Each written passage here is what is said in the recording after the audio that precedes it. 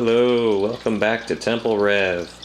Today we're going to go in a slightly different direction. Instead of an aquarium video today, we're going to be moving on to my mining equipment, which will be in another room. For those of you here for the mining stuff, I also do aquarium videos to where you can see these guys swimming around, and I also have a shrimp tank over here. So, if you haven't seen those, check them out. But for now, we're going to travel down the hallway to the mining room. Let's go.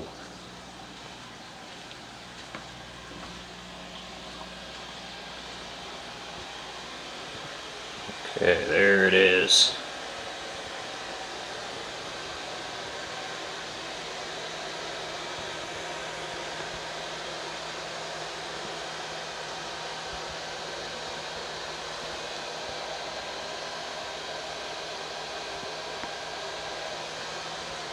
My mining rig consists of 3 separate mining computers with a variation of GPUs in them, which we'll go over here in a second. Just have them in one big old full-size server rack, as you can see here. Pretty awesome. This is kind of my storage slash mining room.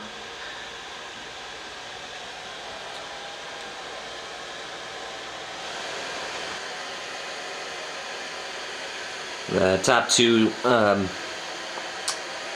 top two miners here are RX580 Hydra 3 cases, specifically made for GPU mining. They're 4U. They do not come with these rails, but I did manage to find a rail that fits in them pretty well. I did have to drill a couple holes to align, but otherwise they're pretty solid and allow for quick and easy removal or whatever I need to do to pull these out without having to tear apart the whole thing. Now they say 8 GPUs, however I found that 5 to 6 seems to work the best in these, giving them enough space to breathe and allowing the air to run through them. Over here I have just a plain old box fan on a little Walmart rack that I put in front right here to blow through the intake fans, give them a little bit of extra. I do not use the Noctua black industrial fans, except for this bottom one here, which has the best of the cards that I have, which I'll show you here shortly. Otherwise, I just use standard Noctua fans, and they seem to do the best. Not to mention they're way more quiet than the black ones on the bottom. They're off right now, and any fans you hear from this old Nortel switch I have up here. As you can see, I'm putting to good use with all 48 ports there. So, otherwise, just a monitor for the console, KVM switch, which I do have here on the top, just so I can switch to them quickly if I need to get local access to them. Otherwise, I'll just remote from my main computer in the living room. Below that, just a power surge protector, a little Cyber Power, pretty common one, but I've had great luck with this thing, and it's only for one of the miners. I do not have all 3 of them plugged into this. Each one of them has their own separate surge protector. So, otherwise there's 1, 2, and 3. And I'm sure you noticed the 2 extension cords coming through here. Each one of my mining computers I have run to a separate outlet in my apartment. This way they go to different breakers in the main panel. Okay, starting with the top one. The rails make it so much easier, like I said. Let's plop this here. Okay. So, in number 1, I have 5 RX570s and 1 RX580, all by Sapphire. From my experience, Sapphire has been the best brand for just the reliability, quality, heat dissipation, everything about these are the best, at least in my knowledge. But overall, I would have to say these 570s are the most efficient and coolest running, yet generating the best hash rate for your dollar, I would have to say, over just about every one I have here. generally these 570s, they run right around 30 mega hashes for Ethereum, and that's what I do mine specifically, or Ethereum Classic, depending on which one is better. I do have profit switching turned on all of these, but only to specified pools.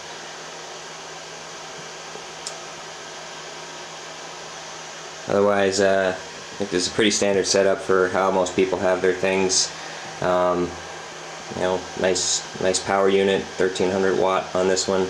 This one's probably just a little bit overkill, but I had swapped things around and purchased and sold cards in the past, so that's what I had. So, and that's totally cool. It runs these no problem. And your standard just Celeron CPU with, I believe I did a 8 gig stick of memory. You know, typical risers here, or leads to the risers, I should say. So USB, can't really see it in there. I'm not going to dig this thing apart right now. So, but just your standard PCI Express risers for these. I got them off Amazon, and just do your research. There's multiple brands that you can get and try out, but these are pretty generic ones, and I've had no issues with them. Every once in a while, I will open this up and clean it out. You know.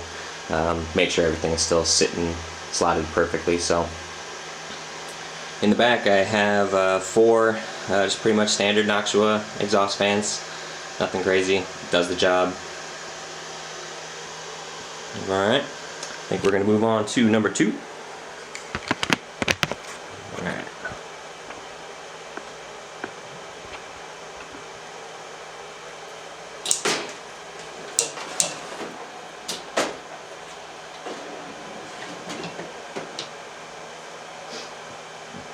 Okay,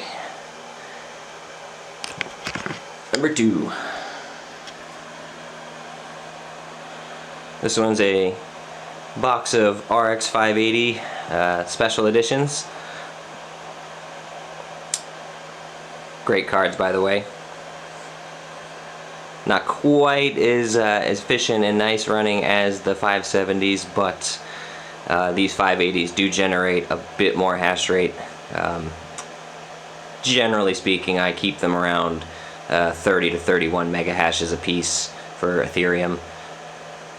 That's only because these do get a little bit warmer than the other ones, and I've tried mixing and matching, pulling cards out. That just seems to be the temperature that I find that runs the best for the mega hash, at least.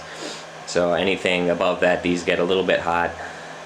I mean, I am in an apartment room here, so my only method of exhaust is this rear window, which we'll go over here in a second. I do live in a northern state, and my climate is pretty cold most of the year, so these actually work as a heat source for me. I do not pay electric or any utilities at this apartment, so that is the reason why I can get away with running this many GPUs without just killing my rent. So I'm very lucky. So if you happen to live in a northern state, I would look into that if you're interested in getting into mining, or at least find somewhere that you can either use this as your heater or cheap or free electric, which is actually kind of hard to come by nowadays, but I lucked out. And this particular building does not monitor individual units, so there's no way for them to know where this power is coming from. However, the property manager has been in here, and he knows what I have going on in here, so, and he's totally cool with this. I'm being safe about it. There's no you know, too much draw on a single outlet or anything like that. So same thing. In all of these, I do have the Asus B3 250 mining expert with just Celerons and an 8 gig stick of memory and just standard risers. This one also has a 1300 watt. These 580s definitely take up more power than the 570s that I do run. So 6 in the first one, I have 6 in this one. Like I said, these cases say 8, and I have had 8 in here just to see, and you are left with absolutely no room. and these things are pancaked against each other, so the fans cannot get any kind of venting going through there, so they get extremely hot, extremely fast. Not so good. I like personally my temperatures not to be over 70 degrees Celsius, which I can maintain under that most of the time. Currently, in the temperature I have now, it's about 36 degrees outside, and with these running full bore, it keeps my apartment right around 68, and that's beautiful. And in this room, I just leave the window open, and a bunch of air gets in here from outside. I have a very dry climate here, so I'm not worried about the moisture. I have had these running for about a year now, so don't have to worry about any of that. And then this is my final guy. Alright, and my last one. These here. This is my baby. Now, forgive me, these these rails don't come out as nice as the other ones. That was a custom fit, but still does the job. Just can't pull it out 100% of the way without being smooth about it. But anyway, in here I have 4 Radeon VIIs that are the workhorses of this entire setup. These by far are the best mining cards I have ever come across, just for everything, just the power consumption, the cost of running these, how much their hash rate is, everything. These things are animals, and I'll give you some of the specs. I'll show you a little bit later in the video of how much these things are pushing out. I could probably squeeze a bit more out of them, but I do keep these around, say I think they were running around 89 to 90 mega hashes each, and that, and plus all these other ones, can give me a nice little chunk of change every month. And with markets the way that they're going lately, we're gonna hope that increases. But otherwise, set up the same, pretty much the same way. Down below, got a Asus Mining Expert motherboard, Celeron CPU, standard risers once again. And this case is also made by RX This one is the 4U variant, which originally this had 8 580s in, which then I decided to condense into these other 2, but I found a good deal. These were all on sale, and since they do not make these cards anymore, I just had to pick them up. So a bit of an investment, but I'd say worth every penny, because I've had no errors, no issues with, well, to be honest, just about all of my cards, besides the occasional heatsink fan failing. But otherwise, these things are doing great. So we're just gonna go ahead and close this up for now. Alright. So that's my mining tower. I'll go around the back here for a quick view. I do not keep the lids off. I will put those on. The lids create more of a tunnel of air in each of these to keep them a bit cooler. I've tried it both ways, but that seems to be the best. Nothing special on the backside, just I do have a high amperage breaker surge protector on one there.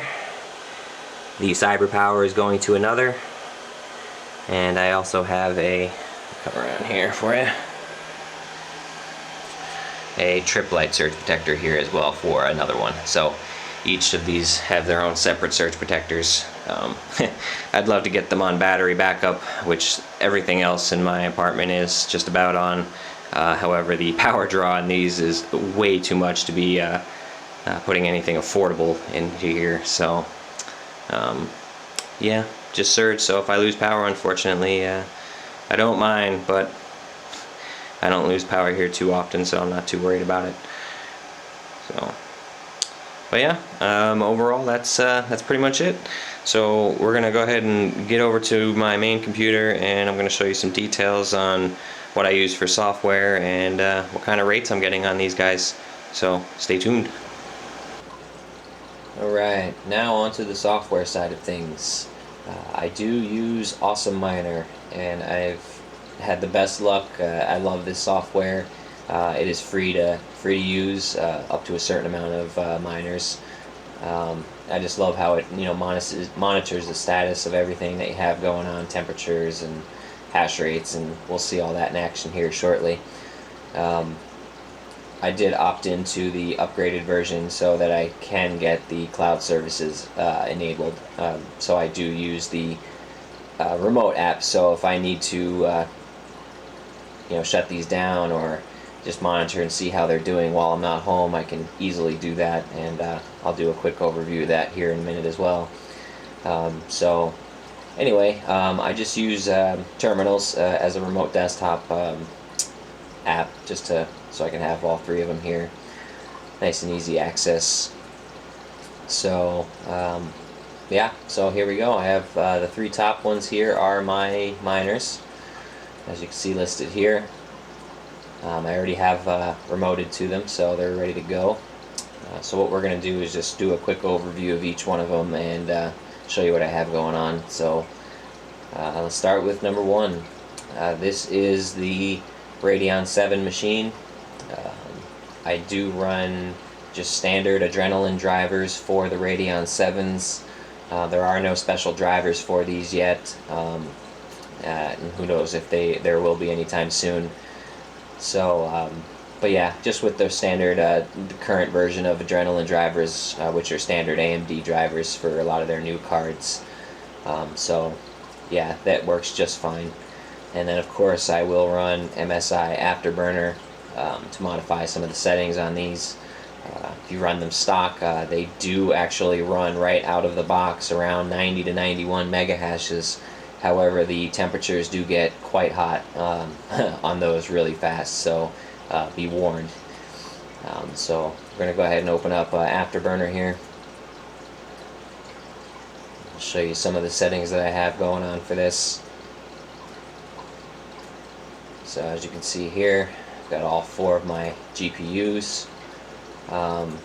Personally, I like to tweak each individual card. I have noticed slight differences in running them. They all do not run the same, so I'll start them all off at the same thing and then just monitor any hardware errors that you might receive and kind of view the list through the log to see which card might have been failing. Most of the time it's just overclocking issues, so if you're punching your memory clock a little high, that's not going to be so good. But you'll kind of get a feel for everything. I've noticed that lately these newer adrenaline driver updates that AMD has released does automatically reset this memory clock actually down to 800, and honestly I have not seen much of a difference in going. I believe I had them starting at around 900 to 1000 when they came right out of the boxes, and I'm pretty sure that's what they were originally. However, it has gone down to 800, but I did not see any performance increase. I did see a temperature drop, so I'm all about that. So I'd more prefer to keep the cards running at a nice, stable, and safe, good temperature for them so that they don't burn themselves out too fast, and I'll get more longevity out of them. So these are my standard settings for each of my cards right now. So currently we're running 1060 for the core voltage, power limit is just left at 0, temperature limit there's no need to unlock this. They run just fine. They don't stop, so they don't get hot enough to do that yet. These Radeon 7s can run quite hot, however, just bad practice. If you want to have a long-lasting card, you're going to want to monitor your temperatures. So next, core clock. This one's going to vary as well as the memory clock depending on each card's preferences. You'll notice I notice changes in each one, so one might like it a different way than another. So for now, right around the 1700 mark seems to be pretty nice for them. I have 1715 on this one at an 800 megahertz memory clock. Fan speeds I keep around 90 for these 7s. That keeps them quite cool, along with the other fans that I have cooling these. Stepping down to the second GPU, notice that I dropped that one, the core clock's down just by 10 to 1050. Otherwise, oh, excuse me, the voltage 1050, but this core clock is up a wee bit more. Just whatever I can squeeze out of them efficiently. Number 3, same, and number 4, core clock's down a little bit on this one. But generally between 1700 and 1720, it seems these run really nice at. I'm just going to put this down here for now. They're idling right now, so they're nice and cool. This will go up. So, alright, so we're going to move on to number 2. Okay, moving on to number 2. Same setup. I like to keep, you'll notice some of these text documents on my desktop. I do like to keep just any logs I might run into, just to keep track of what card's been doing what, any errors or they might be having.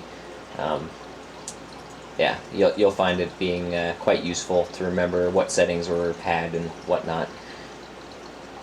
So we're going to go ahead and open up Afterburner on this one as well. And here we go. Now this is my 570 mining box. There is the one exception, that one 580 that I did put in here to split them up. So, just a quick overview of these settings. The 570s, like I said, these will run probably the coolest and most efficient out of all of my cards. I just love them to death. Rarely any errors or hardware errors. It's very uncommon for me to see that. They just keep running and running, and I love it. But these are my settings for the most part on most of these. So looks like I've got about 950 for the millivoltage, negative 15 on power limit, temperature limit's just to the max. Never reaches that, but core clock, these ones I run around 1150, and the memory clock is boosted up to about 2150. These do vary, you'll see as I scroll through these.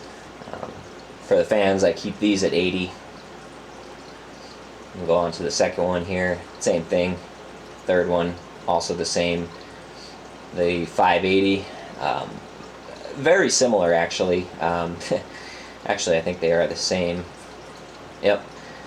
So 580, I do run exactly the same as the 570. So you'll see all these same. Moving down, number 5 and number 6 are, you're going to notice slight differences. These two particular cards are the last ones in the line in the case. So the majority of the hot air being pushed down by the other cards to one side, by the fans and everything. These just sit in the corner. The last two. One's a little hotter, this number 5, and then I believe number 6 generally runs the hottest. So nothing major, but I do adjust the settings because of this. So I find the biggest temperature gains are when messing with the clock settings over here. But alright, so now we're going to move on to the third one. We'll start her up the same way.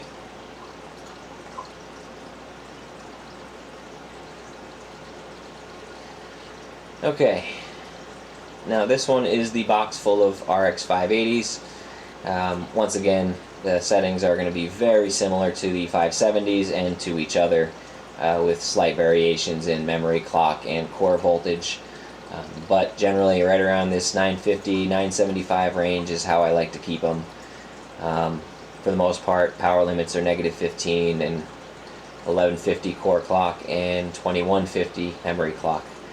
You can push these a little bit more, like I stated earlier. However, just the temperature-wise and where I'm running them, this seems to be the best for me, keeping things cool and still maintaining a good hash rate and not failing on me. So, but yeah, that's pretty much all the MSI settings, as you can see there. All of the RX570s and 580s are running Crimson drivers, which AMD specifically released for mining a while back. It's a bit of an older driver, but no need to update because they run to their full potential with those drivers. Like I said, these run around 30 mega hashes or so. You'll see here once I boot it up. Yeah. Anyway, we're going to go ahead and get these guys rolling. So with Awesome Miner, it's super nice to be able to control all three here. I will keep the remote windows open while I start them, just so I can, make sure they start up all right, no glitches or anything like that. So we're going to get to it. Let's do it. And we'll switch over to the old Radeon VII to watch that guy first. In Awesome Miner, you can specify exactly what software you want to be using. I find that Claymore seems to work the smoothest for me. I do like Phoenix Miner as well. Also runs really well, but I've just been using Claymore since the beginning, and its ease of use is great. It works the best. I've actually noticed hash rate changes between software very lightly, but yeah, no issues, so this is what I'm going to be running. So, anyway, what we have here, she's starting off. Looks like we already got 2 shares accepted. But yeah, pretty much it gets right up to speed. It might take a few minutes here and there to, pump up a little bit more, but currently we're getting, looks like 88.6, 88, 88.6, and 87. These fluctuate every now and then.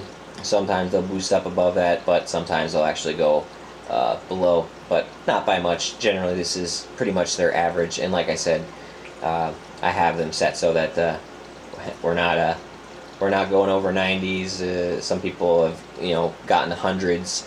By tweaking, yes, I have gotten very close to 100. I believe about 98 is about as high as I can get them, but they are not stable, at least for me. To run them that hard and for long periods of time. Generally one will fail and then the rest will follow, but so far this is the most stable I find them. So yeah, not too shabby for this setup. Come over here. So it doesn't take long for it to ramp up, that's for sure. But like I said, today I think is about 38 degrees outside or so, Fahrenheit, and you'll see these probably get up to about, depending on the wind direction and if it's coming in that window or not, anywhere from high 50s to mid 60s is generally where they'll sit, unless it's the dead of winter, in which these will go down into the 40s. So only a matter of time here. We'll move on to the second one, which is the 570s and one 580.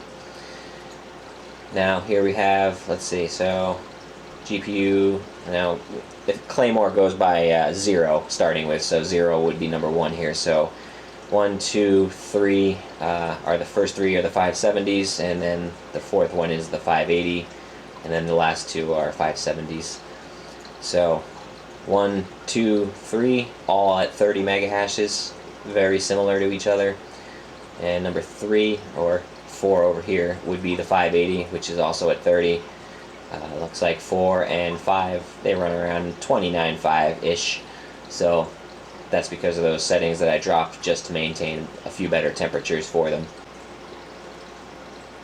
Okay, and number 3. This is all of the 580s in the third miner. And as we can see here, we have 30, 30, 30, 30, 30, and 29. So pretty much 30 off the board. And that's where they like to stay. That's where I like to keep them. So far, not too bad on temps. Some will vary. So, there you go. That's all 3 of these and their settings. we'll go back to the main one here, and here we are, the overview of everything. You just gotta love Awesome Miners, just details about everything. It's showing you temperatures here, which is mainly what I'm looking at, obviously other than the coin per day that I'm making, but just to make sure that they're not gonna get too hot. But for the most part, all three stay pretty close to each other. This middle one is the 570s, and like I had stated, they run cooler and better. As you can see here, 52 degrees is compared to 56 and 55 already. And you can see actually they're doing a little bit better than the 580s as hash rate. Mind you, there is one 580 in this middle one, but we're going to ignore that because it's pretty much putting out the same hash rate. So overall though, looks like we're looking at around $9.66 per day, give or take, depending on what the market is. Now, Awesome Miners graphs here aren't always right on the money. As you can see, it's showing a Ethereum at 207.31, which I can tell you right now it is not. Currently it is at 187.05. So back when Ethereum was up here at around 300 plus, 350, 300 in this range, the $9 was around $16. So you're looking at nearly a double in your returns once that coin goes up that much. But I am hodling what I do mine at this level, so this will be deposited directly into my wallet. So yeah, I do use Mining Pool Hub just because the reliability of their site. The pools are always up and running great. I get good returns with these pools. There are quite a few others, but you know what? I'm just happy with how it works. I'm only focusing on Ethereum and or Ethereum Classic, depending on which one is profits are better at the time. I do have Mining Pool Hub auto convert whatever I mine into Ethereum and then sends me Ethereum directly to my wallet. However, most of the time it is Ethereum anyway, so no exchange needs to occur, and that is free. There is no charge for that on Mining Pool Hub anyway, so that is one great option on their site. You can convert pretty much whatever you mine to whatever else you want to be paid in, so super useful. So, and like I said earlier, I do use the cloud services. And here you can just see everything you need to. Super useful for when I'm not here and just want to monitor the temperatures mainly. So if they get a little hot, I can stop these remotely, and just once it cools down, then I could probably start it again. But super nice. I believe it's an additional $4 or $5 an extra per month for this, but for me it pays for myself. In case it gets too hot, like I said, this is a lifesaver. So if you're going to be out, like me, I work every day, so I'm not here a good portion of the time. Just make sure none of my cards die or fail or get too hot and damage themselves. So this will save you money in the long run, in my opinion. So, but yeah, that's pretty much the thick of it. Yeah, so currently altogether, I guess we can go here. I'm running about 717 mega hashes on average, for the most part. Just the Radeon 7s are putting out 354 mega hashes on their own, and then each one of these is about 181. So not too bad. We're almost at a terahash, but I don't think I'm going to be upgrading anytime soon. The 7s were enough of an investment for now, so we're going to let this ride out. We're going to mine, we're going to hodl, and we're going to see how much Ethereum can jump up here in the short term or long term. Who knows? So anyway, that's pretty much all I got for you guys. Thanks for tuning in and watching. I'll have some more videos on all of my equipment in the future here. So yeah, hope to see you guys back. If you liked everything, please like and subscribe, and we'll see you next time.